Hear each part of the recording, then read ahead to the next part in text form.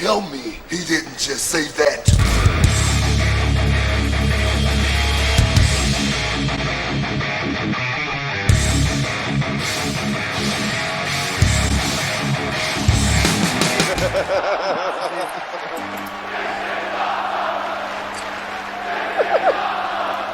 What's going on, everybody? It's UWO, the show where I curate through Twitter and take your very, very well thought out opinions on the professional wrestling scene and read it off to my guest panelists, and they decide whether your hot takes are trash or they get a pass, man. This is always a fun show. I am your host from Smacked Raw, Kyle Tyson. It's the indie edition, man. I got 3 independent wrestlers joining me tonight to who better, honestly, to go over opinions about professional wrestling than wrestlers themselves. Good Lord, Jesus, I got Master Chief on the show. I just realized that. Anyways, let's kick this thing off. Oh man, I got Matt Vertigo with me, dude. Matt, since the last time you on that double champ status, huh? That's right, bro. All day. UWA Elite Champ and ECWA Territory Champ. You told me earlier in the night you're rolling up on a year. Yeah, I hit the year. What's it called? April 1st. April 1st? Yeah. Sorry, April. I'm bugging. This is a whole nother month. May 1st. Well, congratulations on the achievement. I think another achievement I believe you went through recently. Do I remember this correctly? Did you join the Dirty 30 Club recently? Yes, I did. Jesus. Oh man, how's that going for you, buddy? Honestly, it feels great. I haven't felt better in my life. Yeah, man, the 30s ain't nothing. No matter. It ain't that bad. Yeah, don't let them talk you down. Just wait till you celebrate your birthday, and then people have to tell you that's not old without you even saying anything. That's when it gets a little sad. When they're like, that's not old. When it hits. Yeah. That's when it hits. Below me, I got Miles, man. Miles Blackwell. Hey, you're currently the CCW Southern States champ, right? Unpinned. I'm unpinned, despite what some people say, and I'm also the Southern States champion, despite what some other people say. I mean, there's a lot of talk that, I'm not the rightful champ, but as far as I'm concerned, I got it in my possession, right? That makes me champ. It's 9/10 of the law, my friend. Miles, correct. Can you clear the air on this? I've heard some speculation now that you had a possible career-ending injury. What exactly was going on with that? More than anything, it was a career-ending misdiagnosis. It's the year's 2022, so I'm deciding to, conquer fears, and one of my biggest fears is a fear of heights. So I decided I was going to practice going off of the top rope. And one of the moves I was practicing was the diving headbutt. It's actually, a curse move. It's, ended careers, and, some people would say it ended families. Good God. That was for you, Bohannon. And, I got a bit of whiplash or concussion or something. I went to the doctor just to get it checked out. And they said I had a fracture in my neck. And so here I am thinking this thing's over, posted a post on Twitter that people normally use the notes for apologies and that. Mm-hmm. And pretty much saying I was probably going to have to step away from the ring for a while, maybe permanently. And went to a neurosurgeon the next day who informed me that the x-rays and the diagnosis was incorrect. It was an old injury that had healed, and I didn't have a broken neck. But the question for me is, when did I break my neck previously? And I was, wrestling. Good Lord. Yeah, right? Yeah. So, back in the ring, I've already had a match since then, and just going to keep on plugging along, man. Fantastic. Hey, and tell me about this feud you've got going on with Bob Vance and Vance Refrigeration. What the hell is going on with Bob over here, man? So I don't expect Vertigo to know this since he's not a fan of The Office. But Bob Vance is a character on The Office, and he's got this false bravado. People fear him like he's tough, and he's not. He's a little sissy and that. So one day I was sitting there watching telly with my wife and said, I know I could take that man. So it started with me just challenging him to a fight every day on Twitter, and he's yet to accept. Oh man, well hopefully this will reach him. We can call Bob out on this. Lastly, joining us, if you can see him, obviously the most comfortable of all of us here on this show, Cole here has been tearing through the indies in the southeastern parts of the U.S. lately, and he's the newest member of the Coastal Wrestling Federation. Cole Bohannon, what is up, buddy? Well, what is up right now is my body temperature because this hot tub feels absolutely amazing on a cool Tuesday night, sipping on some Queen Anne, or whatever the hell this is. It's imported from Scotland. Isn't that where you from, like Miles Blackwell, like Scotland or some shit like that? But yeah, man, just laying back. Happy about some opportunities coming up. Got a big announcement I'm making tomorrow night or Thursday night on another show, and been having fun right now with pro wrestling. Nice, man. Well, I'm glad you could join the show. Currently, you're currently going through your sophomore year in professional wrestling. Do I got that correct? I am, yes. 2 years of training in Jacksonville. Now, I'll actually spill some of the news here, and those who don't watch Thursday night, you get a sneak peek here. I am booked throughout the month of June, throughout the state of Florida, and I am absolutely grateful for this opportunity. I will be working at Dory's Funkin' Dojo to start off the month, including LCCW in Middleburg, Florida. I'll be working with Shadow Wrestling Alliance down in Ocala, Florida on June 4th. And then June 18th, I'm back at the Coastal Wrestling Federation out in Pensacola. And then in that next weekend, I can't think of what that is, I am out with DCCW, which will be located here in Jacksonville. So, Kyle, I'm fucking pumped. This is what I got into pro wrestling for, is to enjoy every moment of it, and that journey starts now. Yeah, no, congratulations on the recent bookings, man. That sounds exciting, man. Glad to see hard work is paying off for you. It sounds like you're enjoying both the luxuries of being a working man, and then, of course, the luxuries of relaxing as a working man. It's fantastic to see, bud. Before we start, man, I'm just going to let you guys know, listen, you can always catch our live shows here on twitch.tv/SmackedRaw with the UWO. Everybody that's in the chat, I see Will, Alison, Marie. You guys, listen, go ahead. Feel free to post your unpopular wrestling opinions, because after every 5 that we read off, I'm going to throw it to the chat. And we'll do a quick, just hot take based on whatever you guys said. Get the live audience involved in the show. It's fun for everybody. If you ever miss a live show, we're on youtube.com/SmackedRaw podcast, and then you can find us on all the audio platforms. You get it now. It's a podcast, okay? It's no different than any other podcast, to be honest with you. So with that being said, if you've never watched UWO before, I'm going to read tweets off to these guys. You guys are going to debate amongst yourselves whether these takes are trash or if they have a point. With this, it is the most, it's not really supposed to be official, but I'm going to make you guys at least give a 2-to-1 vote on whether we trash the tweet or we will pass it through.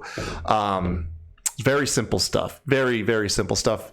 Vertigo, Bohannon, you guys have done this before. Blackwell, I feel like you're going to be right at home, my friend. I have a good feeling about this show. So without further ado, let's kick this off. First tweet coming in from Spat1104. Simple take here to start us off. D'Lo had a better frog splash than Eddie. And you guys, I opened it up to y'all, man. There's no structure beyond that. Who has a better frog splash? D'Lo Brown, my friend. Man. Now, listen. I'll guess I'll start here. D'Lo is a hell of an athlete. When I think of the European Championship, I think of D'Lo Brown. Whenever I need to loosen up my neck before a match, I think of D'Lo Brown. We've all done that. D'Lo's a hell of an athlete, but Eddie has him on the frog splash. You can wipe your ass with that tweet. There you go. 100%. Wipe your ass 1,000 times with that tweet. My God, how disrespectful could you possibly be? Damn, D'Lo, like he said, D'Lo's a great wrestler, fantastic professional, but I mean, there's only a few guys that you could believe can finish a match with a frog splash. It's over, and Eddie is that guy. Nah, man, forget that. Yeah, it's an absolute rubbish tweet. I mean, D'Lo Brown, in my opinion, greatest European champion ever. However, he didn't get much height on it, whenever he'd take off. So it was a little bit different, his extension was different, but to say that it was better than Eddie's. He's not even top 5 on the Frog Splash. Oh shit! I mean, Okay. When you consider Montez and RVD, even Leo Rush, Even Seth Rollins, like Seth Rollins, Kevin Owens.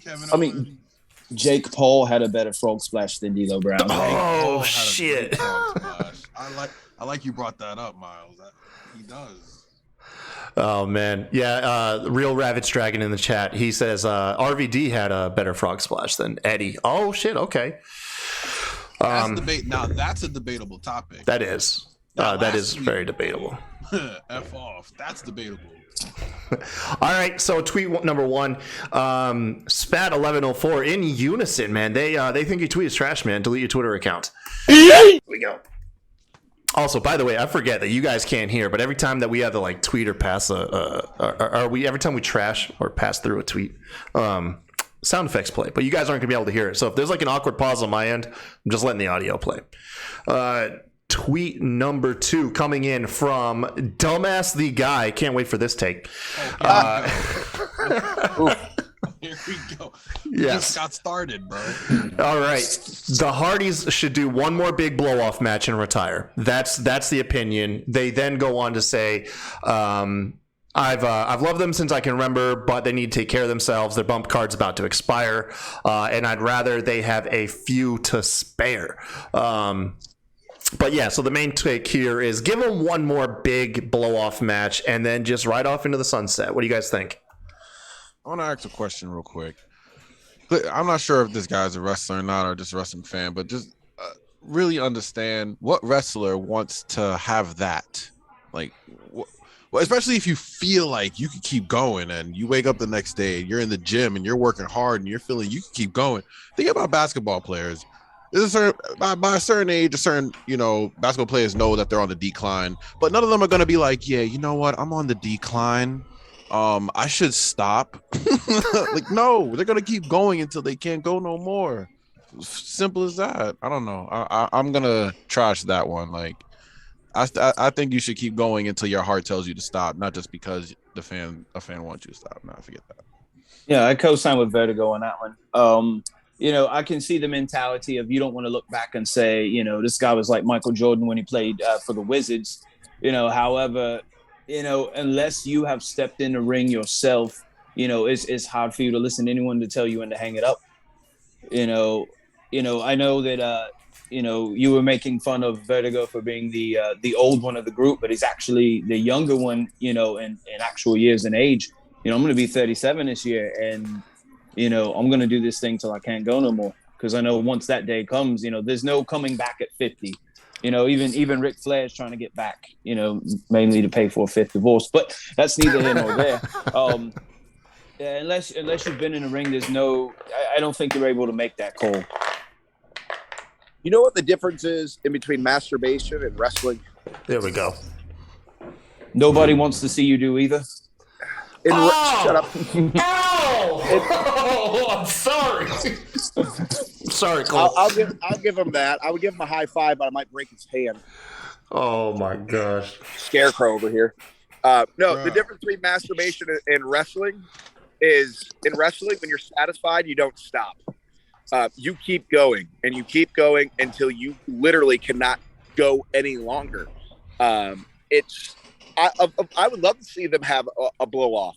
I would love to have them see 2 blow off. Like I get the Hardys is that tag team for me that will always bring me back to my childhood. I don't care if they're going as long as the Rock and Roll Express is going. Like they could be in their 70s, as long as they're still entertaining me and they're happy and they're paying their bills and they're where they want to be. I'm completely fine with seeing them on my television. I'm okay with seeing them at indie events. I'm okay with just seeing them being content. I think that one thing, though, that I would like to see both of them do is focus even more on their mental health, because no matter when you think that you're in a good place, obviously you could slip up anytime. So as long as pro wrestling doesn't get in the way of them taking care of their mental health, keep on going until you can't go anymore. Yeah, man. No, very, very, very good take, you guys. So, yeah, I was interested to see about this, and this is kind of the way I thought it would go, man. It's not up to us fans to determine when somebody should or should not retire. Never should it be either. living up to your name, dumbass the guy. Your tweet's trash, my friend. Stupid. Yeah. Also, by the way, this is the first time that I've got to work with a group exclusively filled with members that are currently in the wrestling industry and not us outsiders talking about it. How do you feel about us simpletons, like using insider terms and stuff like that? You know what I mean? You guys are fucking jack-offs. Yeah, I had a feeling, man. I don't mind it unless there's that level of entitlement. That's when that's when it really starts to irk me. You know what I mean? Mm-hmm. Whenever it gets to you feel like you know more than me, and you couldn't tell me what the canvas feels like on your back. For me, that's when it's an issue. Aside from that, man, enjoy it for what it is. Yeah, I've always wanted that, man. Yeah, I came from both sides. A lot of us probably came from both sides and understands the fan side and understands the wrestler side. But stay in your lane. Stay in your lane. Don't jump the barricade. Don't act like you understand what's on the other side of that barricade. There's lots of hard work and dedication and studying and just so much that is put into being a pro wrestler. Don't think that you can watch wrestling and then tell wrestlers what to do or how to act or get involved. You don't know the half of it. Stay in your lane. And to follow up on what Vertigo just said, staying in your lane is a good thing if you're a fan, because you keep that suspense of reality. If you're a fan, stay a fan. That's what brought us all into pro wrestling, is the suspense of reality. Why do you want that ruined? Why do you go to the dirt sheets? Why do you try to get the insider knowledge? Don't ruin it for yourself, because then you do start shitting on the business, because then you think you understand it. Just enjoy it for what it is. That's all you really got to say about it. Like, just enjoy it. Yeah, that's good, man. Good. I've always wanted to hear like exclusive takes from people that are actually inside the business, how they feel about that. Appreciate it. Tweet number 3 coming in from, I love the name, Matty Ice 6694. Commenting on something that the pro wrestling world needs right now is we need something like Lucha Underground should rise up again. That style could find a big following now if it had the proper distribution. The second part, he says, go on, is Freddie Prinze Jr. should run the promotion, because we've heard Freddie Prinze is wanting to get into the business. He's a huge fan of it himself. Lucha Underground, quite the unique promotion. Is there a hole currently left in the current scene that could be filled with another one similar to it? I don't think well, you can go ahead, Blackwell. You can go ahead. No, you're good, man. Go ahead. You guys are too polite, man. All right, fuck both. I think there's a lot of pro wrestling, and I'm always cool to see different pro wrestling, like GCW. GCW is a different type of pro wrestling. I guess I really didn't follow Lucha that much to have as much of an intelligent answer for that. I think there's a lot of pro wrestling out there, but hey, I look also in the way of it's another place for wrestlers to go and make money and work this business and get their names known. Cool. But I don't know about mainstream. Again, I'm not intelligent enough onto Lucha, but I mean, I'm always open for for a place for wrestlers to have more opportunity. I think Lucha Underground was really, really entertaining. And, the best thing about professional wrestling is there is something for everyone, and when you think about all the superstars that actually came through Lucha Underground, it's a huge, huge number of, big names. And, the fact that he actually said Freddie Prinze should run it. I mean, Lucha had a lot of cinematic aspects, between the matches, and, who better to do that than someone who's got a Hollywood background. I'm for it, man. I think it's a proper tweet. I'm kind of in the middle of it just because there's so much independent wrestling. There's so much to offer. Even if you just go on IWTV, there's so much to watch. So to specifically say that we need one promotion to come back, or like, technically we really don't. We just need to continue to evolve the promotions that we have and the wrestlers that we have. And eventually one's going to pop off like like you said, GCW popped off like crazy. MLW's excellent promotion to watch that people don't talk about as much.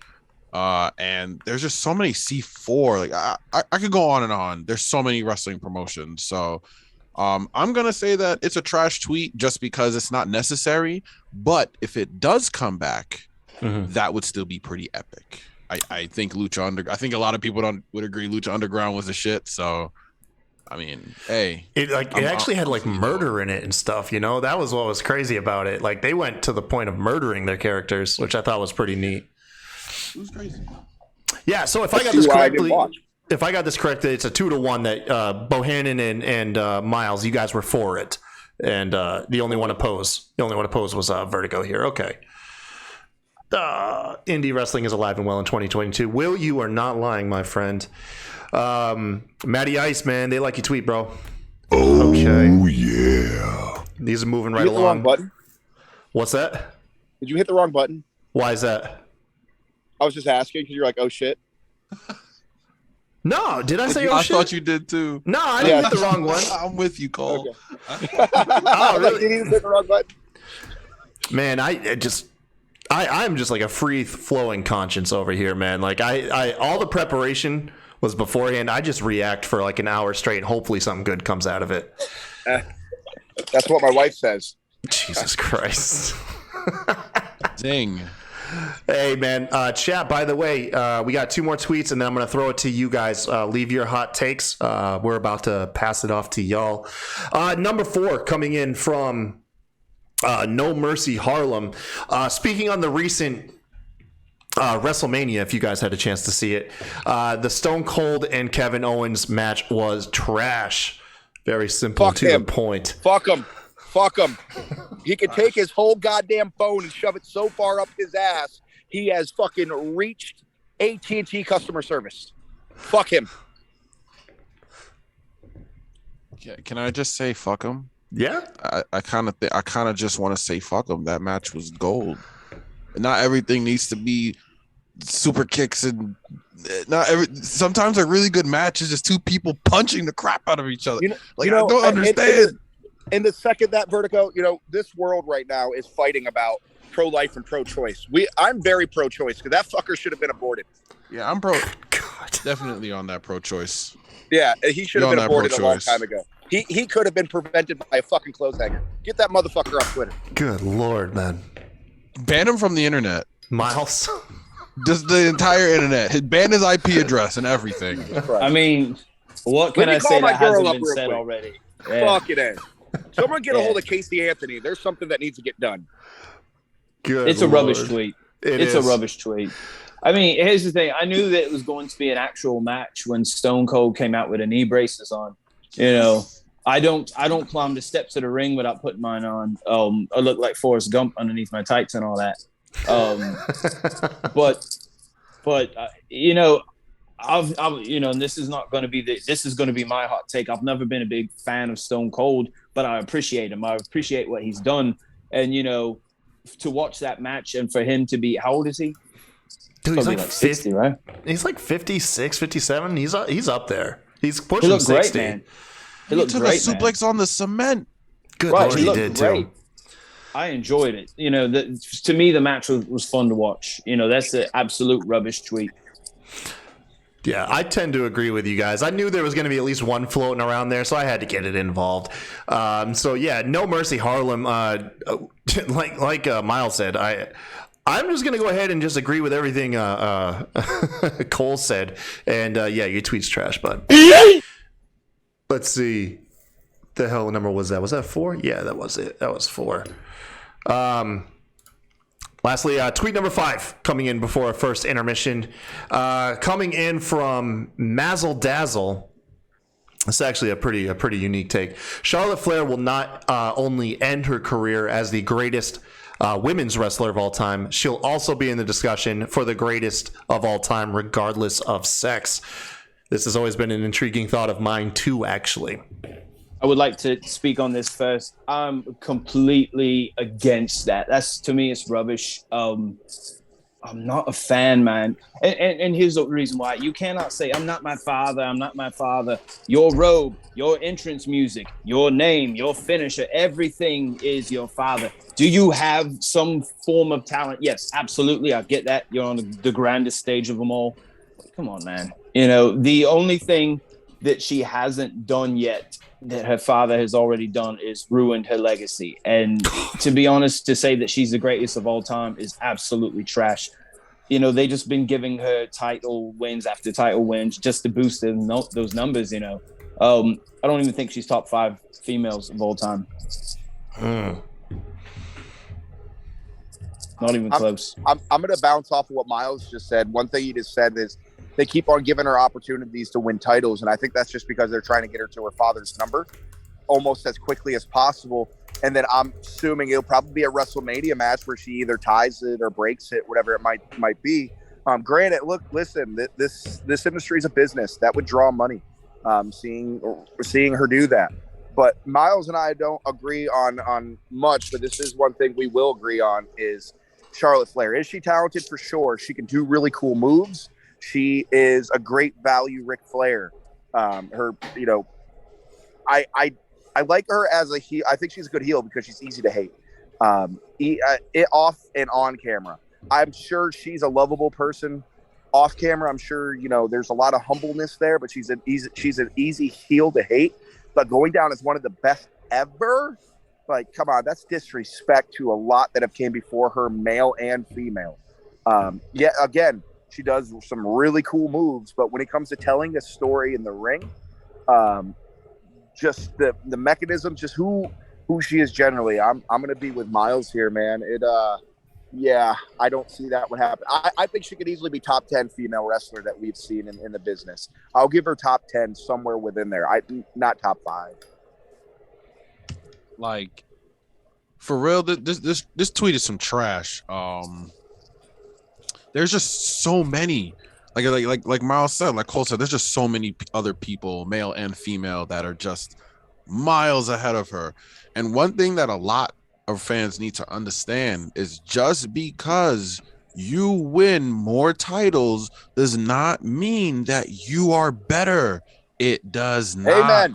There are a ton of wrestlers that didn't win jack shit that are so good and better than the wrestlers that won 10 titles. Like, it doesn't matter. It doesn't matter how many titles you win. All right, it matters. And the thing about it too is that WWE is 100% what they say they are, and that's an entertainment company. So anyone that could give you the best entertainment, they're gonna strap a title to and push to the moon. It doesn't matter.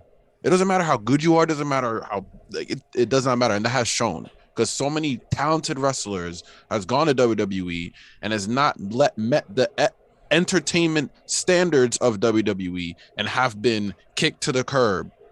That doesn't mean that they suck because they didn't win titles. So I'm sorry, but Charlotte Flair can get outworked by, I know, at least 15 women right now I could name that can outwork her instantly. Like, I don't know, man. That's a garbage take, bro. Best ever?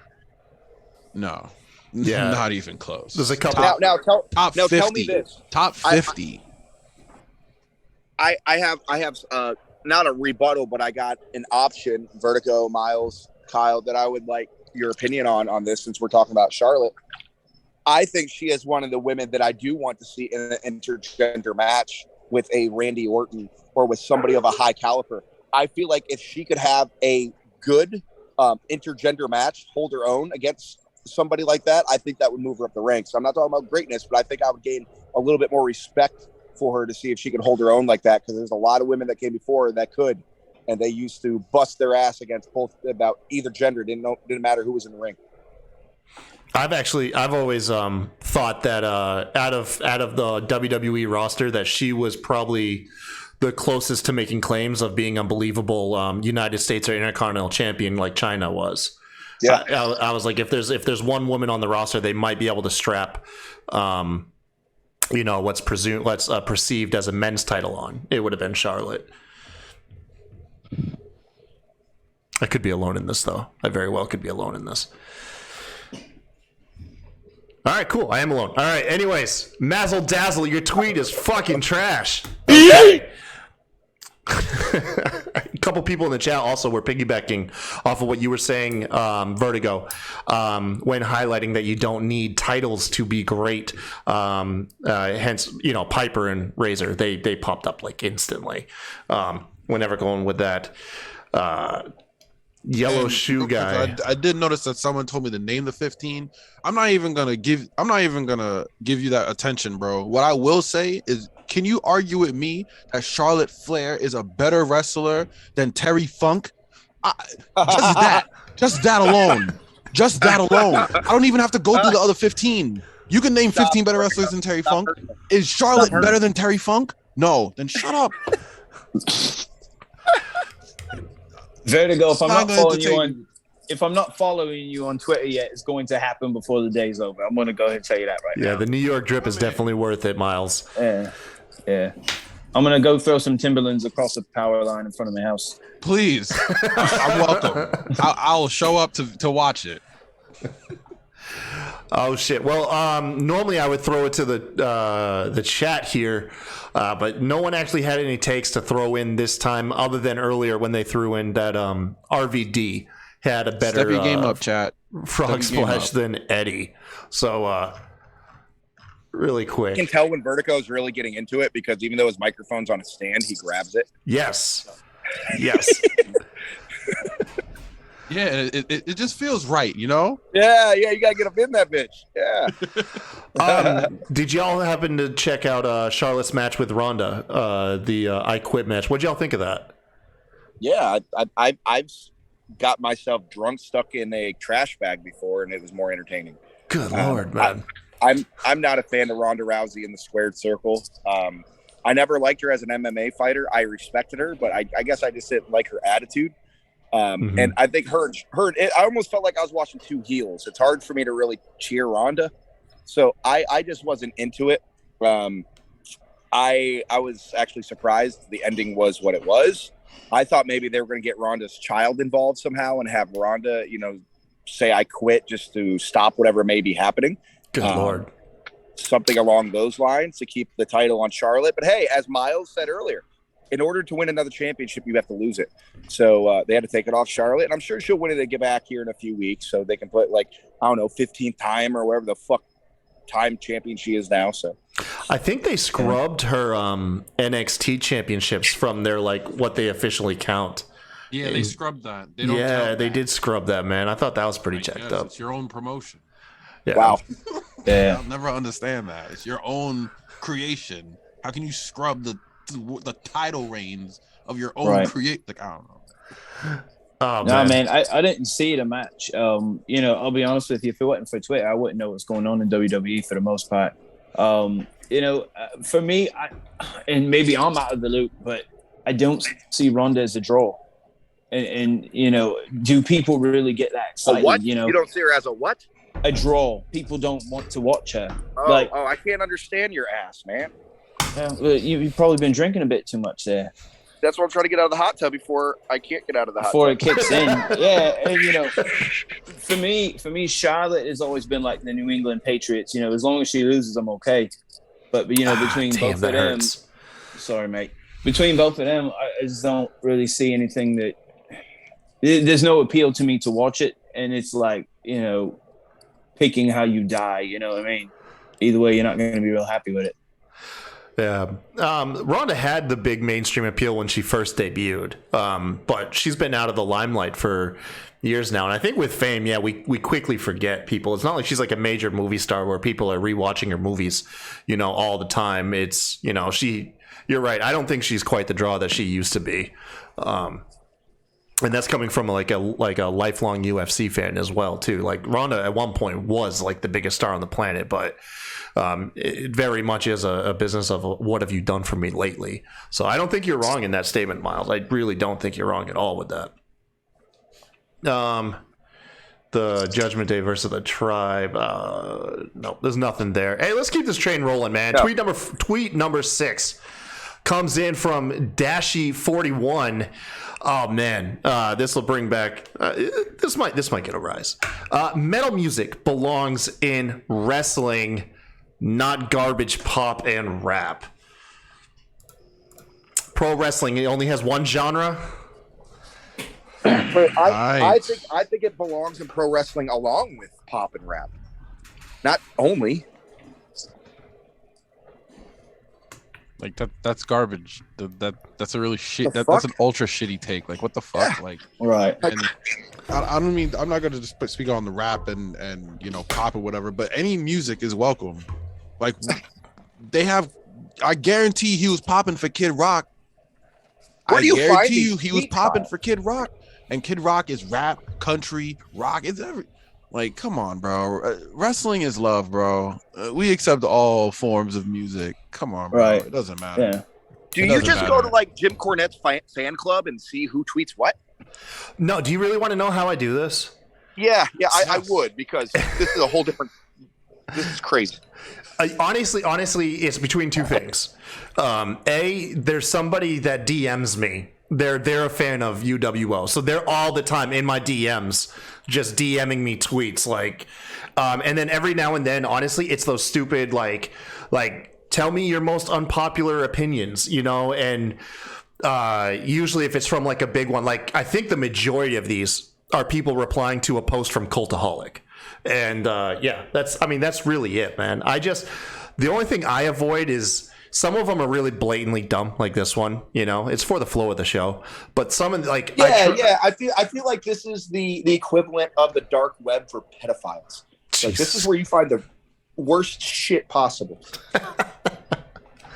I just try to Yeah, it is. avoid greater than and overrated tweets because those are fucking so diluted. It's definitely not overrated. Yeah, this guy's a gobshite, man. I mean, you're gonna tell me that it's only metal, right? Imagine the Street Profits walk into the ring to something else, and you want to True. talk about a lot of people who aren't familiar with this. Swerve Strickland, when he was on the Indies, used to come out to Shaka Khan's "Ain't Nobody," and it was so over, man. You're gonna tell me that Orange Cassidy coming out to something else other than "Where Is My Mind"? Effie coming out to "Goodbye Yellow Brick Road." It's. I'm Go ahead. sorry, Miles. I was gonna say, do you think we need more Oasis in pro wrestling too? Absolutely, man. Absolutely. Absolutely. I've always said that, if the day ever comes that I turn face, I'm coming up to a pop punk version of Wonderwall. And we're going to have everyone singing along. Oh, But yeah. for now, actually come out to an Oasis song now, Fucking in the Bushes. It's, That's a good song. oh my God, man. It puts me where I need to be for the match. Hey, as a kid that grew up in the major like freaking rap metal scene of the wrestling days, dude, I can't deny that like rap and hip hop also belong in. I mean, dude, honestly, AJ Styles' theme music is one of the hottest entrance songs ever, man. And you're gonna tell me that needs to be replaced? Like, nah, I'm right there with you guys. Dashy41, delete your fucking account, get off Twitter. Your tweet's trash. You need to give me a list of these people, and I'm going to start DMing them. They're in the. I tagged you already. It's already done. Thanks. It's already I'll done. handle it. Thank you. I will handle it. Trust me. I try to get them to come in. Every now and then they'll come in and they'll be lighthearted, but every now and then one of these guys will take it like super serious. It gets really awkward. I mean, he should delete his Twitter. His 12 followers aren't going to miss him. Tweet number 7. Instead of take super serious, you're seriously fucking garbage, bro. What kind of tweet is that? ZX Prince Zero. The Rock recently celebrated his 50th birthday, which makes me feel incredibly depressed. We got a tweet about The Rock. The Rock may have had a fuck ton of charisma and star power, but most of his promos were some form of schoolyard bully insults, which did nothing for his opponents. He says he tries to describe him as super tough dude. And then, of course, that one Billy Gunn promo. Did Rock not get anyone else over with his promo style? But I feel like you went to the closest. This isn't PG, right? Yeah, I'm just going to say it. You went to the closest retard ranch to your hometown, and you fucking interviewed these fucking waterheads and said, "What the fuck do you think? What the hell is wrong with that guy? Seriously, was he a Tony Atlas fan? Like, what the hell is wrong with him?" I did not research it. Like, The Rock you have literally- to have something wrong with you to think that The Rock's promos were not tip-top shape. the way that he would talk about his opponents helped get them over, and it built the story. So when he got his ass kicked in the ring, a lot of the excitement from it was because what he was saying about them. Like his promos were only 50% of why we love him. The other 50% was his in-ring work. But if The Rock was on your television doing a promo in the ring or in the back or pre-taped, you shut up and you listened because you knew it was about to be gold. Yeah, he had some corny stuff here and there, but who didn't? Like, I don't understand it. I don't understand it at all. Bro, The Rock, here's the thing about The Rock. Like, I thought this tweet and this hot take was going to take a whole different route when I first heard that you starting it up. If you want to sit here and say that The Rock's promos are repetitive and like cheap shots, then yeah, I agree with you. All right, yeah, extremely. But The Rock, okay, Chris Jericho. The Rock made Chris Jericho like one of the biggest stars in WWE history off one promo. Yeah, you realize that, bro? Do you really truly realize that Chris Jericho became hot all because his first WWE thing he did was he got to go one-on-one on the mic with The Rock. The Rock makes stars. Delete your Twitter. Delete your phone, throw out your laptop, throw out everything, throw out your Xbox, throw out your PlayStation, throw it all out. Whatever your tablet is, throw it out. Just sit in a rock. Unbelievable. But this isn't going to go over well. I kind of slap the shit out of you. I'm going to slap the shit out of you. I agree with here's the thing. Like, you what? Here's the thing. If you try doing something enough, it's going to land. I'm never going to shit on The Rock. Never. I'm not in that position. I'm never going to be in that position. But to me, it was a bit corny. It was a bit of, it was like a soundboard. You know what I mean? Like, we're going to hear the same thing over and over. But from a business aspect, if you're trying to reach a mass audience, you've got to cater to the lowest common denominator, the lowest intelligent quotient. That's why The Rock's movies do so well. He's not doing these, Cannes Film Festival art pieces. He's doing, hey, me and Kevin Hart are doing a movie together. So I'm not going to ever discredit his grind, his hustle, everything that he's done. I've never been a fan of him. Once he became The Rock himself, was he entertaining? Yes. And if that's what you're in it for, then fantastic. But, it's not for me, man. I would actually agree with the tweet, just to break things up a bit. Okay. You know what? I was actually on the fence myself about this, but it's not about me. Miles, I love that you were willing to go against the grain. Unfortunately, it's still a 2-1. ZX Prince Zero, your tweet's trash. My thing was, dude, I did see, like, the one thing that came to my mind when I read that was all the bullying he did to Hurricane Helms. And then when Hurricane got that roll-up victory on him, Hurricane was a made man after that. You know what I mean? So that was the first thing that jumped in my mind, where it kind of like disproved what he said from my perspective. One last thing before we move on is to the guy who sent out that tweet. Back in that day, what wrestler wasn't a bully? That's a good point. What top wrestler wasn't a bully? What wrestlers aren't bullied? Like, I'm sorry, but that's literally what we do. Do you want your heel to kiss babies and tell you I'm gonna beat you up? But at the end of the day, you tried your hardest. I do agree with that. Let bad guys be bad guys, man. Yeah. My co-host on the Rewind, he's very vocal about actually the current status, like the current status quo of the baby faces in WWE are actually to be bullies. Like, he's like, if you take down a lot of their like top baby faces, they're actually like really big dicks, like for the most part. Correct, man. Correct. You think about this, and Vertigo again. Here's The Office, so you can sit this one out if you need to. But if The Office were wrestling, correct, the biggest baby face would be Jim Halpert, but he was a dick. He was an absolute bully to Dwight, who was the heel, the antagonist. It's true. No, you're not wrong there. Oh, which brings me, since you're from the UK, Miles, who did it better, man, the UK or America with The Office? Oh, the US, 100%. Yeah. I don't watch football neither. Yeah. Soccer, soccer. I don't watch that.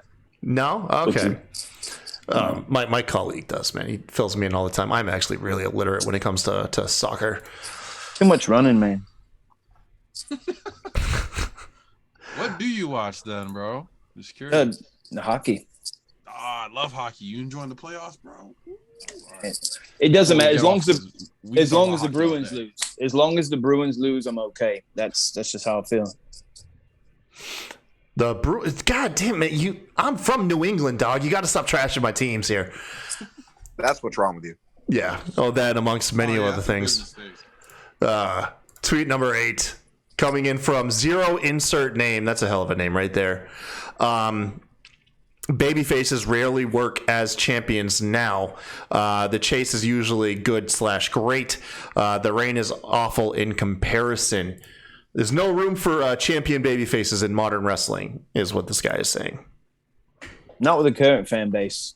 Fan base now is too fickle. You know, they'll say how they want someone, and then whenever that person gets the title, then I don't like their reign.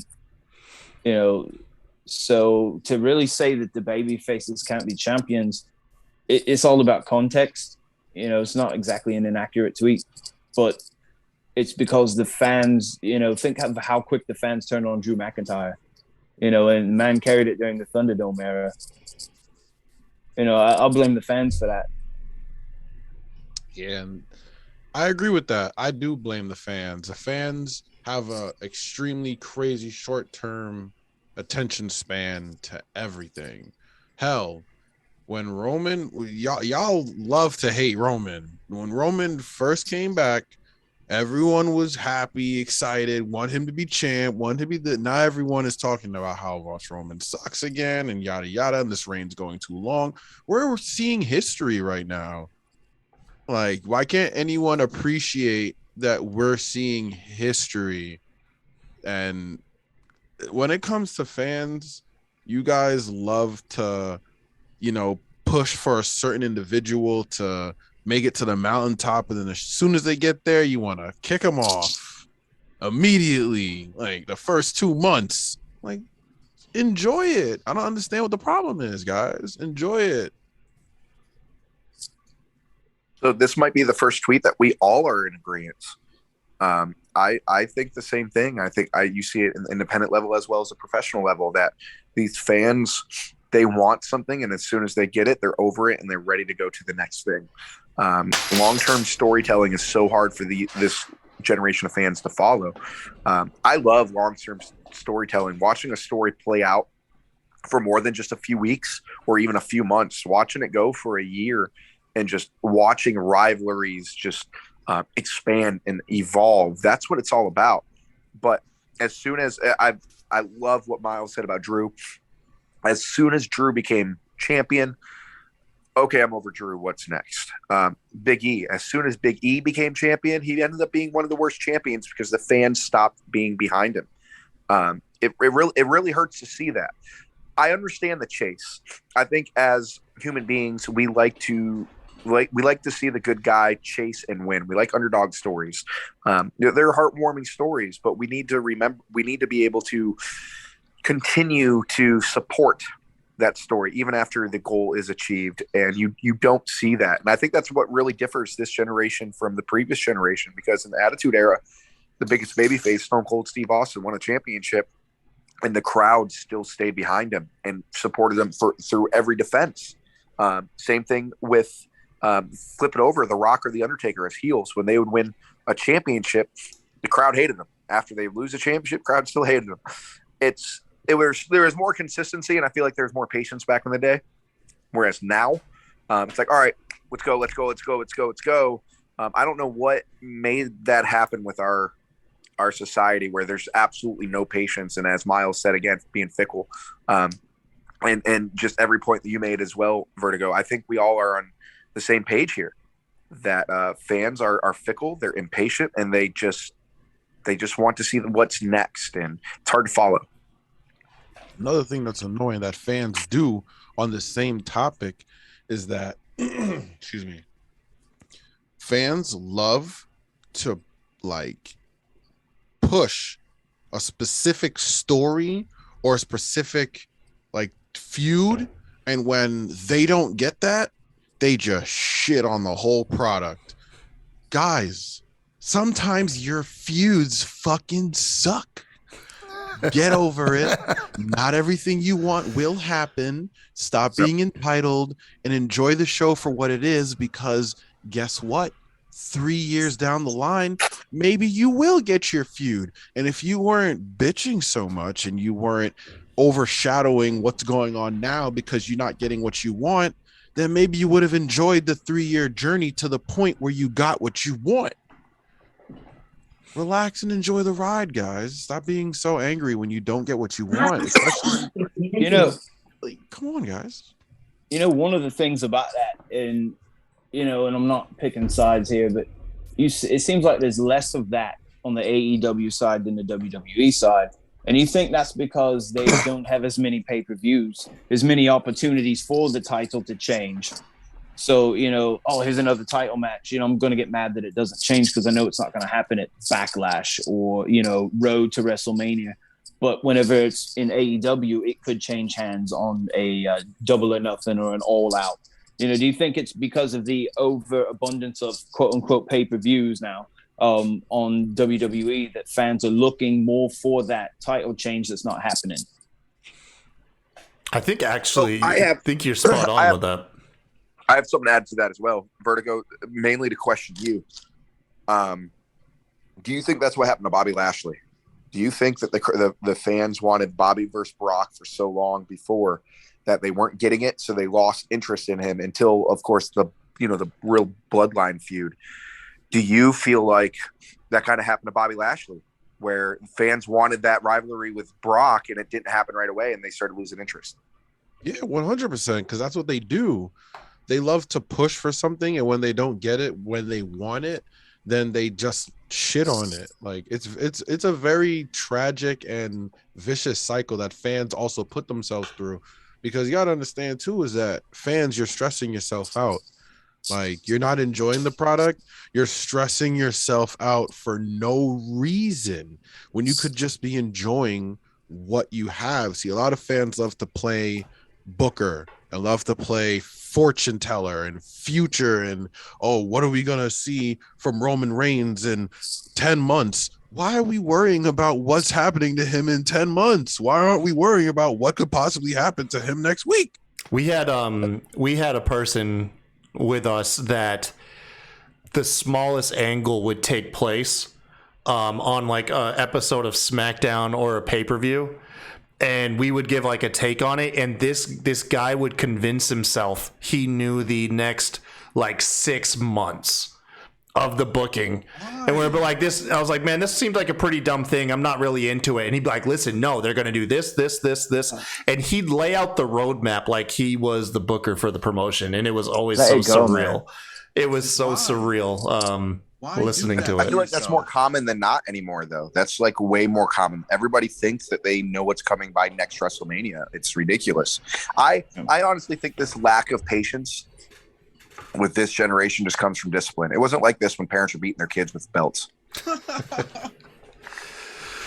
Oh man, this is cool, man. It's funny, man, because I think I know which tweets will get like a nice conversation piece, and then like the other ones, and I'm so wrong all the time. But zero insert name, dude. I think they agree with the tweet, man. Like in unison, like Cole was saying. Oh yeah. There we go. Yeah, it was always weird, man. It was always weird. Be like, yo, I wasn't really into that. And he'd be like, well, listen, they're going to do this next week. And then at this Mania, this person will return. They're going to jump in on it. And then over here, they're going to do this. I'd be like, okay, man. I was like, well, you better start putting some money on it with that confidence. Yeah, like, it's cool and all to predict the future. If you want to predict the future, go for it. But the issue is when you bring your emotions into your predictions. That's when you start looking like a dumbass. Predict the future. Have fun predicting it. Like, it's cool. Like, we all love to do it, you know? But there's a difference between the ones that predict and are like, oh, it didn't happen. It's cool. Maybe it'll happen next year. To the ones that predict and are like, oh, my prediction didn't come true. So I'm canceling my network. I'm so angry right now. Like, relax, guys. Chill out. Chill out. Fuck, man, I was having flashbacks. Jesus. Last time I had vertigo on the show, my set behind me fell down, and I just heard Oh something. yeah, that's true. I blew up your set. Yeah, man, my whole fucking set came down. That's why I got I'm ready. Seriously, just like my heart jumped. I heard something move behind me. Christ. Okay.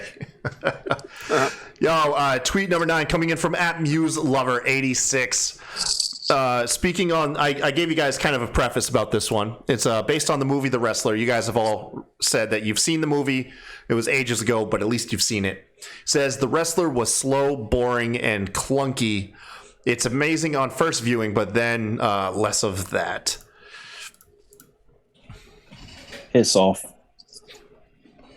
Again, I think it's one of those things that, you know, even though myself and Bohannon haven't been in this industry for that long, we know enough of it to know when something is bullshit and something is a rather accurate description. You know, Heels is another example of that. You know, Heels did a very good job, you know. Never watched that. From what I've seen, from what I've been able to experience, you know, it's pretty spot on. But to me, The Wrestler was perfect. You know, man's got a shoot job. You know, he has to sleep in his van. You know, he doesn't live this glamorous life. You know, so for him to say that movie is slow and boring is like saying The Godfather is slow and boring. You know, you're stupid, man. That's a trash tweet. Like, I want to go to his house now and, you know, give him a boring ass whipping. I feel like that's a modern day fan, someone that wasn't around for the 80s or the 90s that thinks they know the business. Because as Miles just hit the nail on the head, I wasn't around for the 80s, but I picture that's what 80s wrestling was an older guy working his way back down the ranks at indie shows, once made it, and has a lot of demons, and he's fighting his demons, and he's trying to rekindle relationships and fix shit. You know, anybody that's watched Beyond the Mat, you know, I feel like that movie was loosely based on Jake the Snake Roberts' life with his relationship with his daughter. And just watching what he went through and his frustrations, you can start to kind of compare yourself to them or just, you know, there's times where in that movie he makes promises or he may not fulfill things that he wish he would have with people because he didn't put them first. And that's very relatable because this industry is an industry that can easily, it can just suck you in, and it becomes a drug, just like any other drug. It becomes addicting, and you stop worrying about everything else that's around you, and you focus in on that. That can be a positive and a negative. And I know to a lot of the older guys in the 80s and 90s, it was a negative. And I feel like that that movie really showcases that. It's a movie with a happy ending. Not many wrestlers got that happy ending, but it was an entertaining movie that gave me chills. It got me emotional. It got me excited.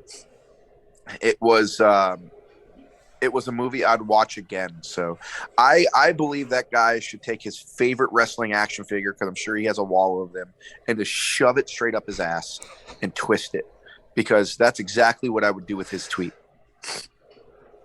There's nothing more that I could really say that Miles and Cole have not already said. But like, bro, this just went full circle. Back to the beginning of the show, I literally said, stay in your lane. And this is another case of shut up and stay in your lane. Bro, the Wrestler is literally, you know what? Scratch that. If you are a wrestler, you're a fan of that movie because it depicts it depicts the past and also depicts on what you could possibly go through. It depicts on what some things even currently going through. There's a lot of things and moving parts. Here's what I say about that tweet. Clearly, you're a fan of wrestling, but you don't like wrestlers. Clearly. Because if you loved wrestlers, then you would love that movie because you would understand and appreciate and respect everything that wrestlers go through. So if you thought it was boring and whack, that's just because you like watching people get beat up. You don't actually love or respect wrestling or wrestlers. So that tweet can go straight up your ass, bro. Like, what was he expecting? Like, a homie to walk into the locker room and shoot it up? Like, is that what he wanted? What was he expecting? What was he expecting? A 5-match card? Like, bro, no. People have an attention span for music videos and not actual movies, and I think that's That's the issue there. You know, he doesn't want to do the slow build, or it's not as action packed as he thought it was going to be. You know, it was going to be a bit of a drama rather than, like you said, you know, some Jackie Chan stunt filled, you know, Michael Bay explosion fest. And that's the end of it. Well, when you have a movie that's depicting real life, there's a lot more that goes into real life than outside of those major highlights that, you know, we often see and we find the highest form of entertainment out of. So yeah, I was like, dude, way to fucking be an odd movie critic of this shit. But yeah, I had a feeling that was going to be trashed. By the way, I'm just going to be upfront. If anyone ain't picking up on it, Cole is throwing me off. My whole shtick is to go overboard with telling the people off with the tweets, and Cole has been doing my job for me all fucking night, leaving me kind of flabbergasted. So if anyone's picking up why I'm not usually on my game, it's because Cole has literally just done my job for me. Hey, that's what I'm here for, man. I'm here to gas your flabber. Yo, Muse Lover 86, dude, he tweets trash. Get the fuck out of here. Oh man. And these people have the most unique Twitter user handles that I've ever heard. Like, again, dark web. like I said, believe it or not, as silly as these are, believe it or not, there is like a filtering process before what I deem is worthy of making it to air. It's not really the most intricate thing, but there is it does exist. Okay, like there's no like Joseph 6784278 like getting on the show. Okay.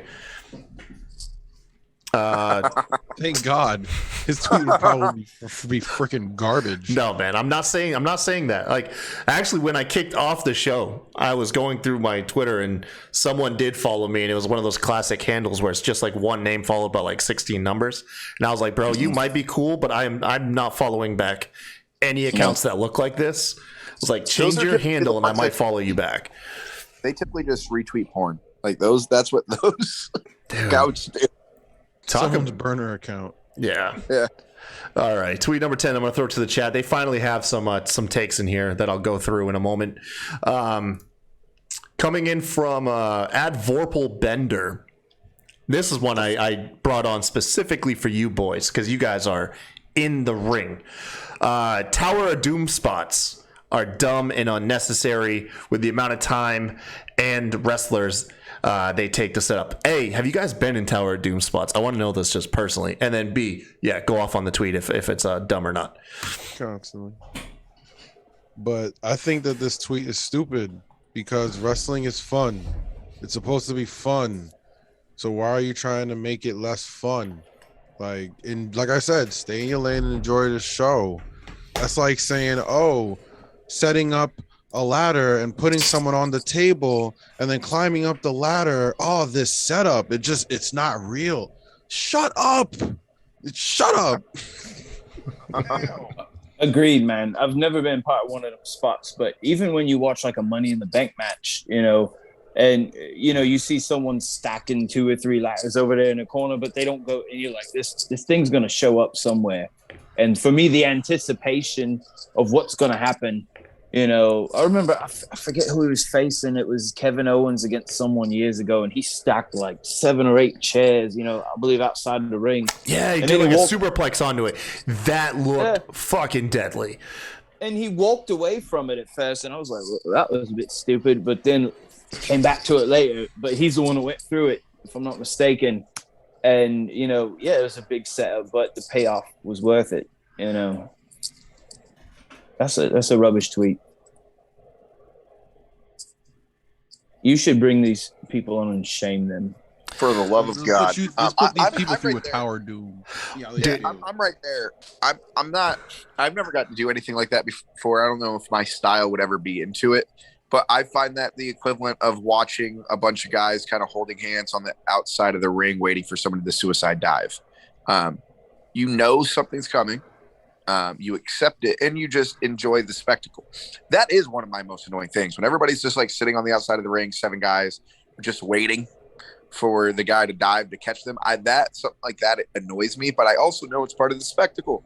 I know that, you know, it's part of the match. I accept it and I move on. just like my predecessors before me have said, how does Miles say it? Your tweet is rubbish. Is it rubbish? Rubbish belongs in a bin. Wubbish, rubber. Like This tweet Close trash. enough, man. It's trash. about to be Okay, a Vorpal. You're about to kick off a new feud here tonight. I'm telling you, man. You guys? You're both in the South, right? Yes. We used to actually work with each other. Miles is a very interesting gentleman. He's somebody that we came up together, and he's somebody I highly respect. And he's a lot of fun. He's a lot of fun to watch. I've learned a lot from him, including how to get to the top rope. No shit. I did not know this, man. Okay. Yeah. He and I came up together 2 weeks apart. Oh man. No. Okay. Cool. Like I'm actually kind of like thrown off now. I really thought none of you three actually That's what I'm knew here each to other. do all fucking night is throw you off. Fucking throwing me off my game, Cole. Oh god. And it started with the fucking hot tub. Saw you in that, and I was like, That was "God, excellent. That was the best. That was the best entrance on this show. dude." I opened it up. I was like, "He's in a hot tub." Oh fuck. Okay, this is the type of show we're gonna do tonight. Hot tubs and Halo. Let's go. Let's go, man. Hey, no. Let's throw it to the chat. Okay, listen, man. We got a couple people chiming in here. If I miss any, you guys have actually been pretty active, so there's a chance I might miss a few. I'm just going to go ahead and start with Alison. These ones we don't have to go in as much detail. These are more or less just gut check to get back to the main show. Allison says WWE gets a lot of flack for every released wrestler that they have. However, AEW doesn't catch the same type of energy. It says that they both should be trashed for letting people go. So this is what I would say. I feel like the most of what I've seen from AEW is they're letting their contracts, once they expire, they choose not to renew, or they just don't come to an agreement. Where WWE is just releasing well-known, really good workers, and just letting them, releasing them in the middle of their contract and then holding them hostage for 90 days. Whereas and this is just from my opinion, I feel like AEW is doing it in a way where once their contract expires, they're choosing not to renew it, which allows them to go do whatever they want at that point. I don't know what their clauses are, but that's my view of it. And also, you got to think WWE has a lot bigger names. They have a different spectacle to them. Anything they do is going to be under a different microscope than AEW. AEW is still the cool kid in the room. They're still the revolution, where they're not going to catch as much flack. Even sometimes maybe they should. So Allison, unless you come with chains, your opinion doesn't matter. Oh shit, Allison trash. Next one up, yellow shoe guy Bobby. By the way, if you all want to know him by name, he actually one of the shows that we feature here on Smack Draw is Botch Spots and Chair Shots. He is Will Gray's co-host. Bobby says this is a weird one. He says cancel culture, like the thing that is so controversial nowadays. He believes it actually started with WWE when they went public and they had to start playing nice to shareholders. Otherwise, it'd get sold. No, that's a garbage take, bro. Cancel culture didn't start with WWE. Nothing started with wrestling. Like nothing like that started wrestling. Cancel culture started with the internet, giving people an opportunity to voice whatever they want and not get slapped up for it. That's where cancel culture started. All right, like, come on, bro. Not everything can start with WWE. There's no way. Bobby is trashed.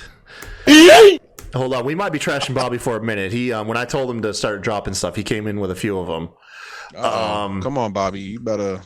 Yeah, here we go. We might be slapping him up for a couple moments. I haven't actually read it. I'm just going to read it. Big E, Kofi, Drew are all mid-card talents that got the belt because there was only 2 stars of the company. Miles, do it. This is your turn, Miles. Oh my God. Really? Vertigo left. I mean, I'm about to walk off the stage too, like when Giuliani unmasked on the Masked Singer, it's an absolute rubbish tweet. Saying that someone is only a mid-carder whenever they actually have the talent is just based off of booking. you know, and it goes back to what Vertigo was saying about, you know, winning championships doesn't make you great. I mean, look at Wade Barrett, you know, one of the biggest balls that got dropped by WWE. You know, that's a terrible tweet, man. I think you said balls. Bobby, you're gonna get yeeted one more time, and you know what? Here we go. He's going for the hat trick, folks.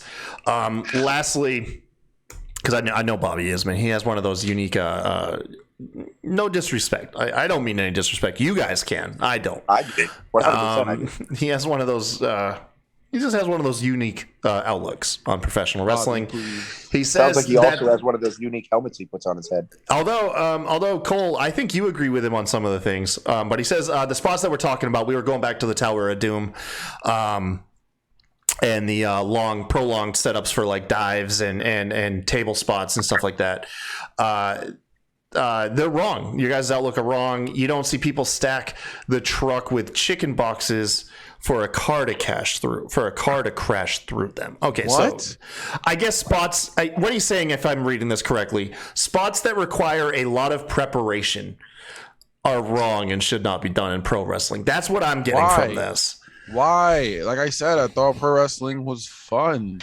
Vertigo, Like, he likes hip toss, arm drag, body slams, and like drop toe holds. He doesn't want anything else. But even You know. that, like Well, it just how long did it take for Shane McMahon to set up falling off the cage through the table though? And that was a big payoff. Was Vertigo, where does he need to stay? In his lane. stay in his Bro. lane, Bobby. in your I'm lane. so mind fucked about right now. Like, how could you possibly think that a set? Like, how else are we supposed to set stuff up? Like, if we don't do that, then every match is gonna literally be the same. Yeah. Like, the setup is for the entertainment purpose. Like, He definitely lives somewhere where they have a time limit on the internet usage. Jesus Christ. off by 9. Bobby by Yellow. 9. Bobby Yellow Shoes just likes to watch the end of movies. There you go. Now I will say this. So Mr. Cliff Notes over there. I've met some fans, and I'm not going to insult Bobby, but I'll say I'm going to use the term fans loosely, that believe it's kind of like when you find that person who's like stuck in like a era of music and believes everything else that has come out since then is trash.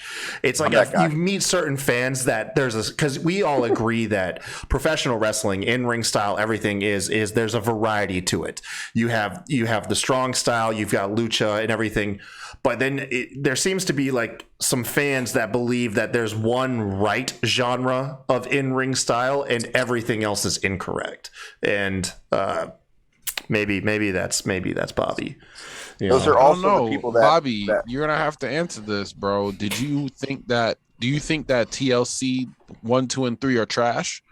Because that was nothing but set up, move, set up, move, set up, move. If you gonna sit here and tell me that all 3 TLCs are trash, bro, I don't even know. That's Shame crazy, on you, bro. Bobby. Shame on Bobby. This is the We're problem with publicly Twitter. shaming somebody that's a Twitch chat subscriber. Hey, Bobby, listen, man. Hey, listen, this, it's all good fun, Bobby, right? Kyle, don't kiss his ass. No, it's not. There's no fucking good fun in this. Like, he needs some fucking help, man. He gives me like January 6th vibes, man. Like, there's something wrong with this guy. He's a co-host on a podcast. Is that correct? Yes, he is. Yeah, I know Bobby. Right. So I'm like Christopher Walken with movies. I don't turn down any podcasts, but if I got invited on that one, can't say that I would follow through. What's funny was Bobby, because you see what you doing, bro. You're making me turn down work, Bobby. Will, his co-host, the first thing out of Will's mouth was, "I need to get these guys in for interviews." So, how about you just do business with Will? Miles, he would cancel you for taking too long to connect. Oh my god. Shit, let's go back to the show. All right, tweet number 11, everybody. Sambo6617 says WWE has lost the ability to make likable superstars from their own development because now they are creating soldiers, not wrestlers. That's I interesting. feel like I feel like this has many layers to it. Yeah, that's an interesting take. Likeable. I like Braun Breaker. I like there's certain characters out there that I like. The superstar thing, that's where we can really debate, because I think WWE has learned their lesson of making superstars end up bigger than the business, and I don't feel like they want to make that mistake again. So yeah, that has some layers to it. I can't just shit on that. That has layers.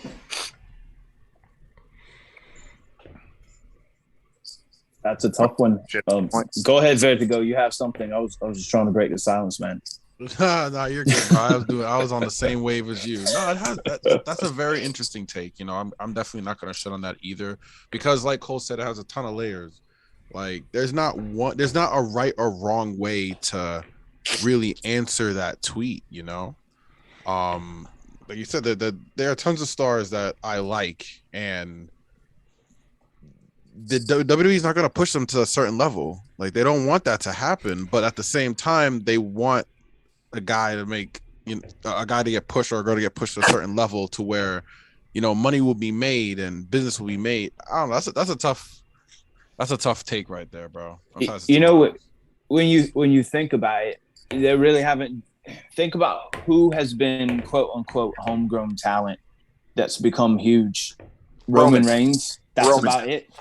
Yep. Roman, you know, that's about it, because everyone else, even Seth Rollins was in Ring of Honor.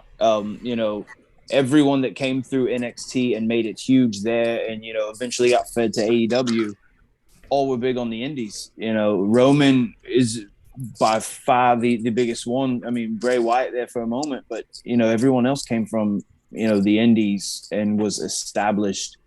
You know, so for them to organically grow someone like a Braun Breaker, that's going to be a one-off, man. I mean, even, you know, what's his name? Gunther, you know, as big as they're trying to make him, he was way established overseas. Same thing for Drew. You know, when Drew got released the first time and then went back and was wrestling with WXW and IWC and all of that, you know, he kind of made himself the second go round. They're not creating superstars. You know, they're taking already established people that not the mainstream audience knew about and making them household names. I think to piggyback off that, they're taking stars and turning them into superstars. That's fair. It's an interesting one to go with. So it's weird, man. Oh, that's the wrong one. That's a preview for the next one. Yeah, Sambo 6617. You know what? I'm gonna say that you're right, because it's to create likable superstars. You never know who you're gonna get that out of, whether it's an already established wrestler or it's some athlete from university. You know, there's a quality that it just has to be in you. So you know what? I think we all said we'll go ahead and pass that one through. But it is a weird, like Cole initially said, it has layers to it, man. Yeah, it's a great take, but there's just too much. Like it needs to be broken down more.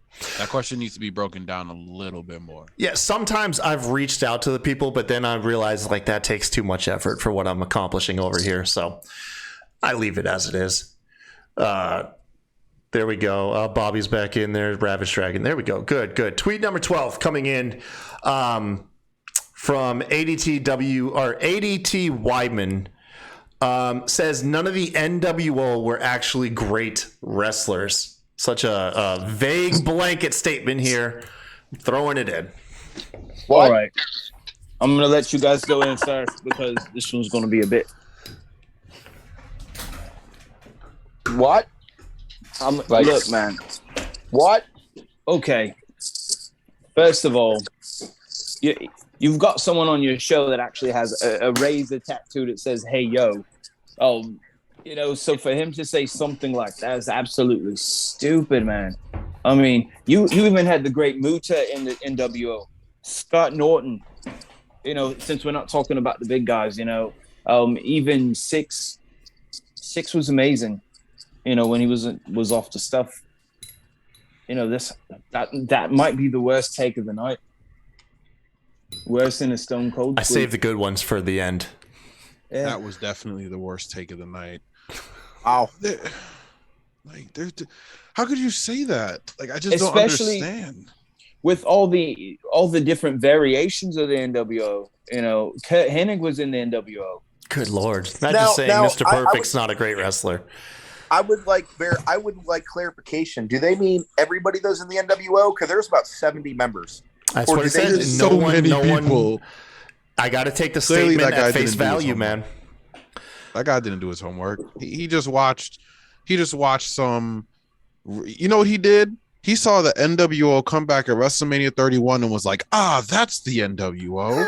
I don't like those You're guys. right. They couldn't wrestle in WrestleMania 31 because they were all coming off of rehab or fucking lawsuits. Like, Hip guy's an replacement asshole. surgery. my God. No, that's right up there with the Stone Cold one. What a Hogan, knob. yeah. Hogan wasn't known for his in-ring ability. Nash, I think Nash was fun to watch. He was a different type of wrestler. Hell He yeah, wasn't a especially in technical guy. WCW. Yeah, he wasn't a technical Yo. guy. He wrestled like a big guy.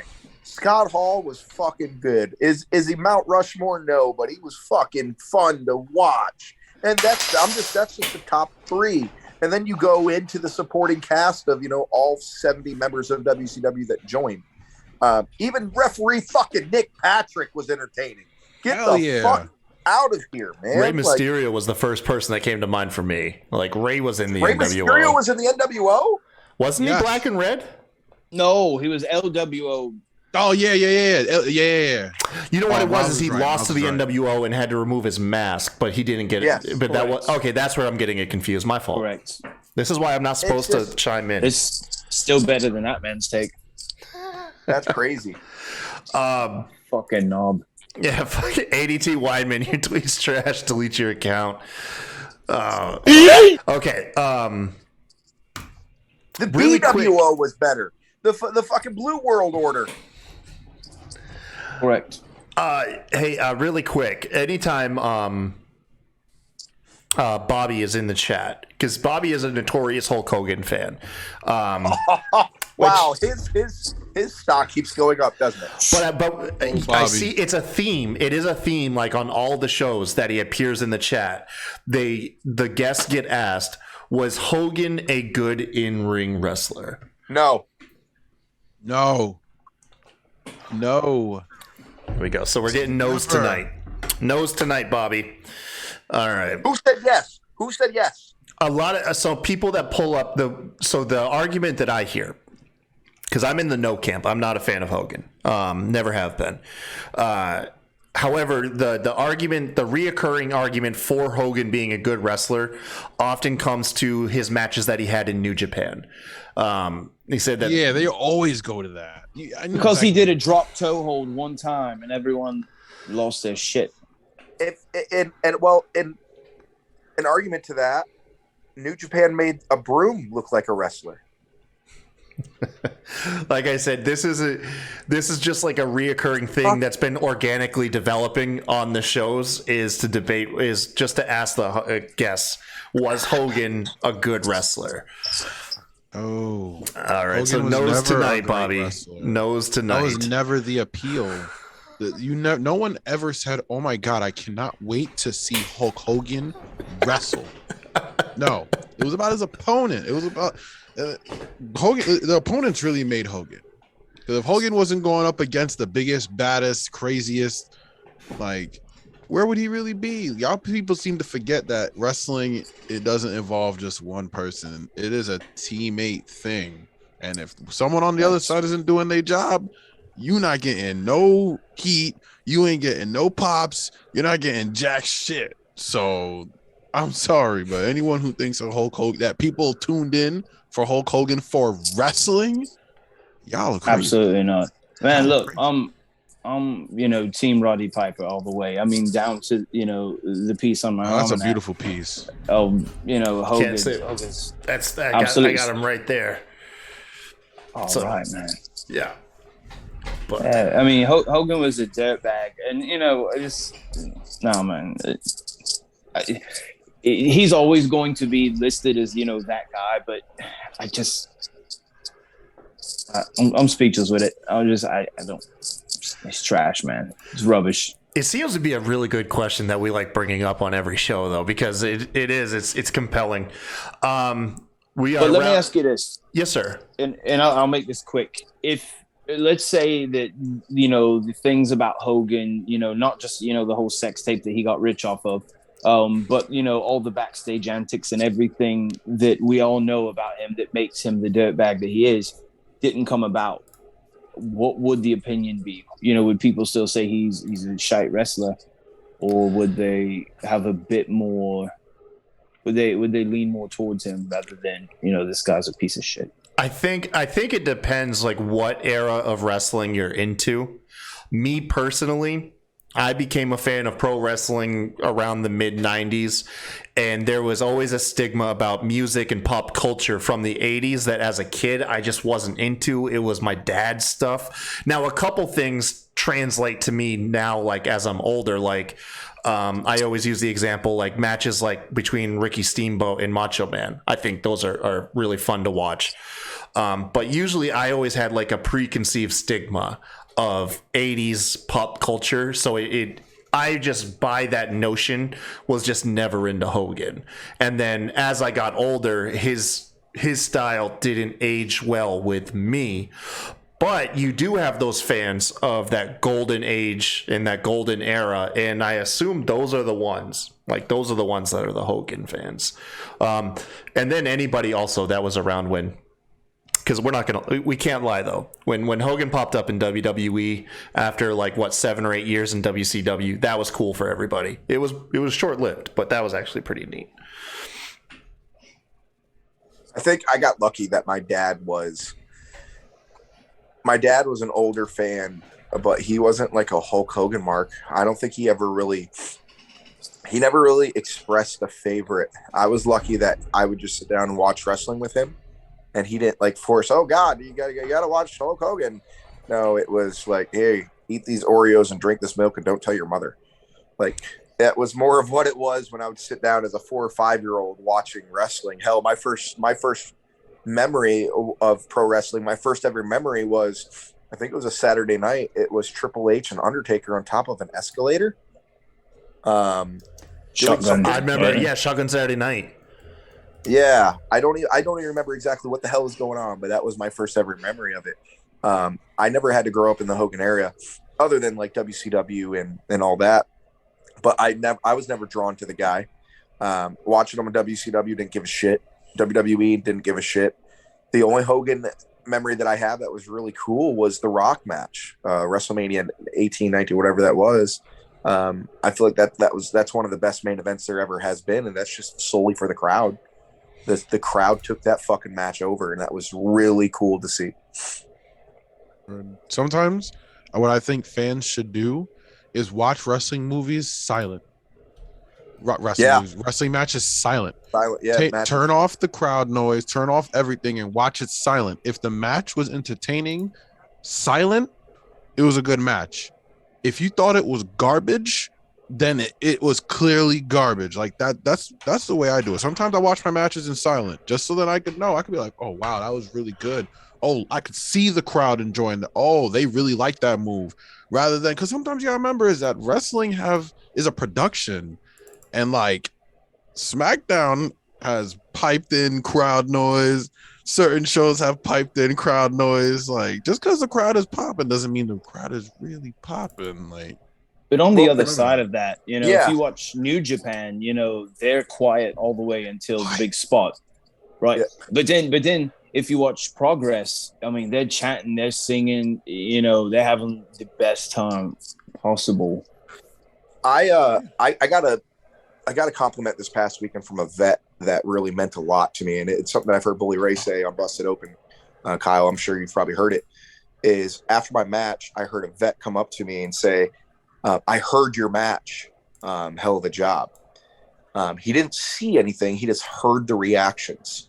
So I feel like you could even shut your eyes and just listen.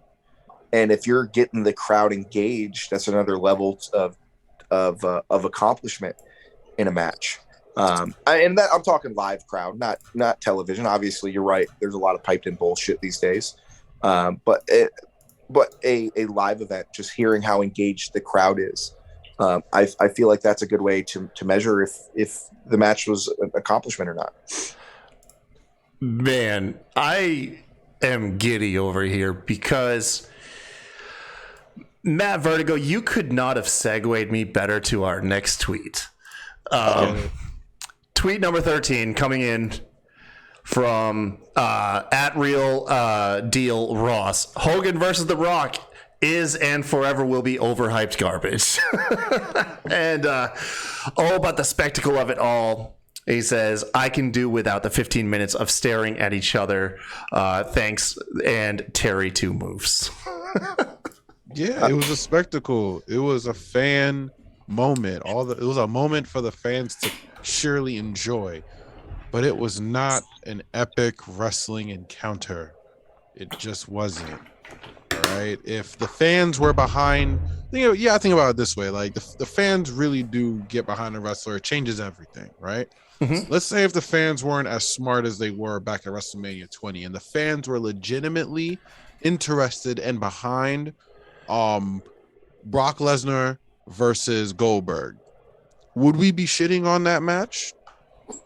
If the fans were behind it and the crowd was as loud and as crazy as The Rock and Hogan, would we be shitting on it right now? We're only shitting on it because the way the crowd reacted to that match, that's the reason why everyone hates that match. Not saying it was great by any means. It wasn't a great match.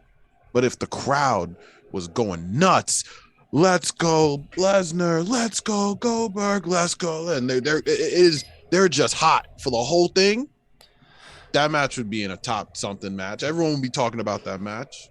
Come on. Crowd changes everything sometimes. Correct. Bohannon said it, it was all about the noise, the crowd noise. Wasn't a great match. It was a sports entertainment spectacle, right? It's not for me, man. I watch, Malenko versus Guerrero 150 times in a row before I want to watch that. And that's just me. That's because that's not what caters to what, I like. I'm not a Rock fan. We established that. Definitely not Team Hogan. So, that's not going to be something that I'm going to be into.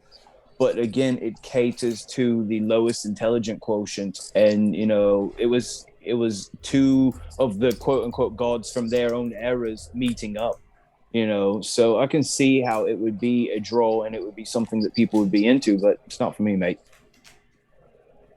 That'd be the only second time tonight where we all agree that something is good. I 100% agree. I like that match because of the crowd. When I watch something like that, I like to put myself in that position. And how would I feel if I was standing in the ring and just looked around and heard, X amount of thousands of people going back and forth? Just the chills that I feel like it would give me. The spectacle itself makes it probably one of the biggest spectacles of WrestleMania, just because it was arguably two of the biggest names in pro wrestling history in the ring together I think that was the first time. So watching that and watching the crowd, that's what did it for me. The in-ring, it wasn't shit. Like, that's not a match you watch to study tape, I'll tell you that. But just I like seeing engaged crowds. I love going to AEW events because crowds are typically engaged. I feel like that helps create the energy in the match. Miles, you and I know for sure. I'm Vertical. I'm sure you know when you're performing in front of a quiet crowd, it kind of gets you off your game a little bit.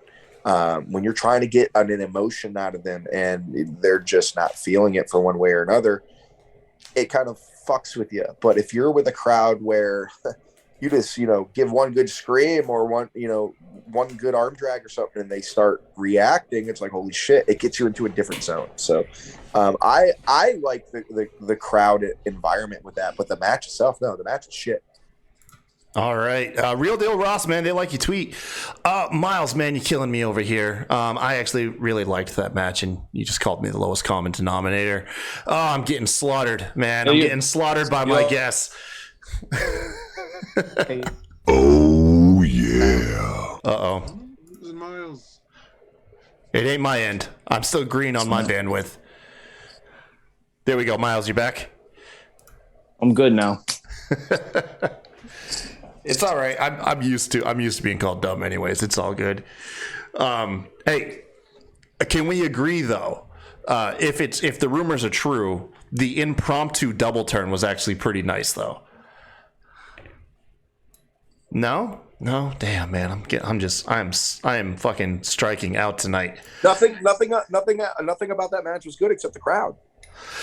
Yeah, I mean, like I said, if I was going to compliment anything, it was, they called the double turn in the ring. If the rumors are true, if that wasn't planned, at least they knew to go with it. Remember that whole stay in the lane thing, Kyle? Yeah, I know, man. Hey, look, bro. There it is. Listen, man. Listen. There it is. Listen, I can't help it. I'm addicted to this shit. I can't help it, okay?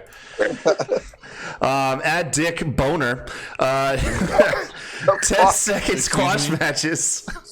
I'm already shitting on his tweet. Yeah, we're already shitting on your tweet. Hold on, man. Hold on now. 10-second squash matches should also happen in pay-per-views at occasions.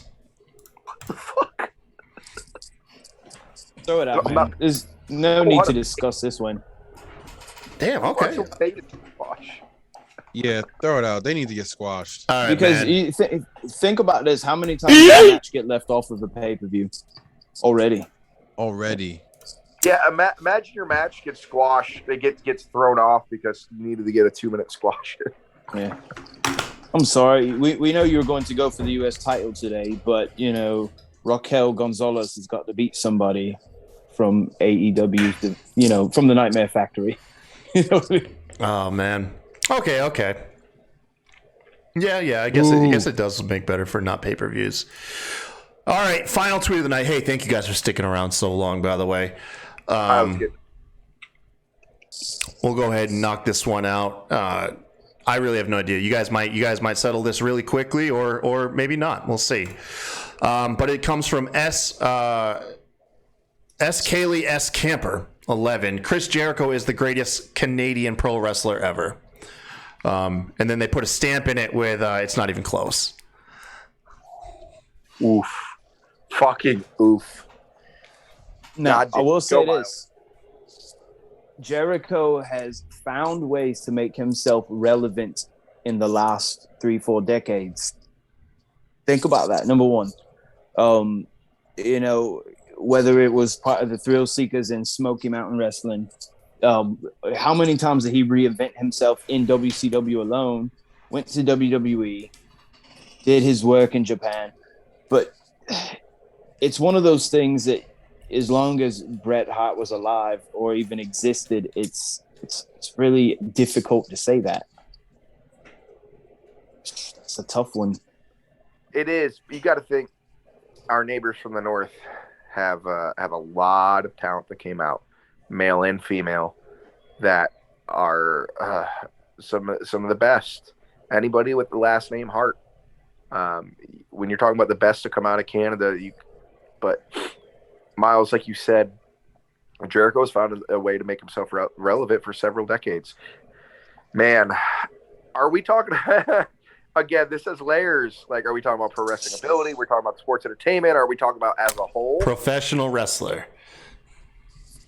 If you're going to define what a professional wrestler is and everything with it, man, it's a coin toss. I'm going to go out on the limb and say, if not the best, he's second, with Bret Hart being number one. And if Bret's not number one, it's Chris. And I say this because of what Chris is able to do. His in-ring ability, the son of a bitch has a back elbow over right now at the age of 50. Like, he's done so much and becoming a rock star at the same time and still staying relevant with how many companies? WCW, WWE, New Japan, AEW, and being on the top of his game throughout it. And the genius that he is of a pro wrestler. Man, I can't shit on that tweet because I agree. Again, if it's not him, it's Bret, and he's a close second. I love that tweet because, see, Jericho might even be in that list of top 3 wrestlers of all time. Like, he has done everything from televised entertainment, going all the way into the grunge, he wrestled everywhere. He wrestled in the same places that I have wrestled in before, in bingo halls. And he's just a guy that just every level of wrestling can respect. Like Bret Hart, definitely also one of the best wrestlers of all time. But sadly, I can't put Bret Hart above Chris Jericho, man.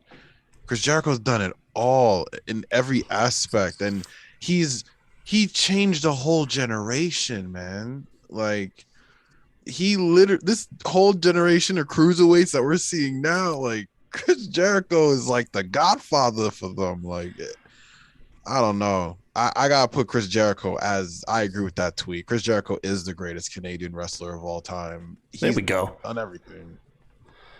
You think about this. This is, the more we discuss this, the more that, my mind starts to work. And do you think, given the conversation we just had, that, Chris Jericho is bigger than Canada itself? And this is what I mean by that. When you think Canadian professional wrestler, you do think first one, Bret. It's always the hitman. But oftentimes I don't look at Chris Jericho and go, oh, he's from Canada, But Bret, it was always, he was waving the Canadian flag, the foundation and everything. And, the anti-American sentiment that was, such good heel work, in the 90s. But for the most part, Jericho is just Jericho. To me, he supersedes the Canadian thing. It's like Ryan Reynolds. He's Canadian, correct? Nobody ever talks about that because he supersedes his origin. So, I mean, that's actually a proper tweet. I take back, throwing the things across the room.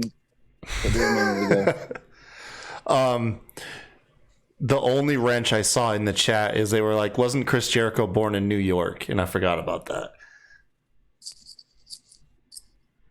Oh, I mean, but it comes. He's still Canadian, though. He's a Canadian citizen. Yeah. Like, you're still Canadian. Canadian resident. It doesn't matter where you were fucking born. I mean, if you're. I was about to say that. Like, if I was born in Japan and 3 days after my birth, I was flown to Canada and I lived in Canada for the next 25 years. We wouldn't sit here and call you a Japanese wrestler. Yeah, we wouldn't be calling you a Japanese wrestler. Yeah, true that. Very true that. Yeah. It matters where you grow up. Where you grow up is the person that you become, the woman that you become. You're not gonna go based off of just where you were born, bro. It's where you were raised. Yeah, it's not like you moved to Canada in his 20s. All right, man. That was good. Yeah, last guy right here. We're going to pass it through. We're going to pass it. It says Scaly S Camper 11. They like your tweet. I guess we're going to end the night on a good note. That's good. Yeah. We got to trash that terrible squash match one the right before it. Stupid. Yeah. You guys want to do the typical podcast thing and plug your stuff before we go? Yeah, let's get it. Yeah, let's go ahead. Hey, Miles, you're the newest one to the channel. Feel free to let everybody know what you got going on, man. Oh, all right, cool. Still doing the wrestling thing, CCW Continental Championship Wrestling. You can follow me on Twitter at VG_Blackwell. Prepare yourself for a barrage of Oasis and Bob Vance tweets, and a little bit of wrestling sprinkled in there. Cole, are you still alive over there, my friend? Yeah, man. I'm totally Tober. Yeah, go ahead. Sorry. Yeah, it's Cole Bohannon 38. I'm mainly going to be at Coastal Wrestling Federation out in Pensacola, Florida, but you're going to be able to find me all over Florida here soon, the way it looks. Anywhere from Ocala to Fort Lauderdale all the way to the Panhandle. So definitely follow me. Going to have some really cool stuff going on. I like to kind of vlog my matches and my adventures. Starting a cool thing. Every place I plan on wrestling, I want to get a souvenir, something that stands out for that town or that organization. And also Pro Wrestling Tees, Cole Bohannon 38. If those who know me know that I'm a big NASCAR fan as well. I love my motorsports and I love my pro wrestling, and I have a NASCAR themed shirt on there. Be sure to grab that. But yeah, that's where you can find me. And I appreciate you, Kyle, because outlets like this let the little guy like us get our name out there and try to become big. Sweet deal, man. Hey, anytime, dude. Anytime, of course. And Vertigo, what you got going on, bud? Thank you, my man. So let's go over the next 2 weeks. 3 major matches happening over the next 2 weeks. This Friday, May 13th, NFW, I will be having an open challenge, and we'll see. It could be anybody. We'll see who answers that. Whoever it is going to get their ass whooped. Moving on, the 21st of May, doubleheader at 7:00. I will be at ECWA defending my territory championship against Raymond Shaw in a no DQ match. And after I stomp him in the nuts, I'm going to head over to UWA Elite, and I'm going to defend my UWA Elite championship in a fans vote for the stipulation match. So you can head over to uwaelite.com or follow them on Facebook or Twitter and vote for what type of match you want to see me retain this title in. And then if you want to follow me, head over to Twitter. You can follow me at Matt Vertigo. Just hit up I just started TikTok not too long ago, making some pretty stupid, funny content over there. I already see, hey, Miles, don't give me that face because you heard TikTok, bro. I saw that face you made. Pay attention to you, bro. Dude, I'm going to UWA right now to vote for a fucking bra and panties match. That's going to be awesome. Hell yeah. Hell yeah. But yeah, head over to my TikTok. Check it out at Drip Movement. And then if you want to head over to my Instagram, Matt_Vertigo_pro. It has my pro wrestling tees, and it has my own private shop called the Drip Shop. Check it out. Other than that, I just look forward to seeing you guys. My DMs are always open. Hit me up. Vertigo, quick question, man. Is that a New York Knicks scarf hanging up behind you? It is. Are you about to hate on it? Oh, okay. You're a brother. Okay, fan. I love you. I'm a Knicks fan, man. I appreciate you. That's what I'm talking about, bro. Knicks fan till I die. Somewhere in this room, I've got John Starks' autobiography. It's autographed somewhere in this room. I don't know where it is, man. Claps up. Every time I'm on a podcast or something, everyone always trashes on my Knicks. People on Twitter be hating it. Listen, if y'all ain't Knicks fans, y'all love basketball, bro. Get out of here with that. Well, with that being said, man, I appreciate you guys. It's been a fun night. Until next time, y'all have a good one. Cheers. Adios. Cheers. He didn't just Miles, say did we that. just become best friends?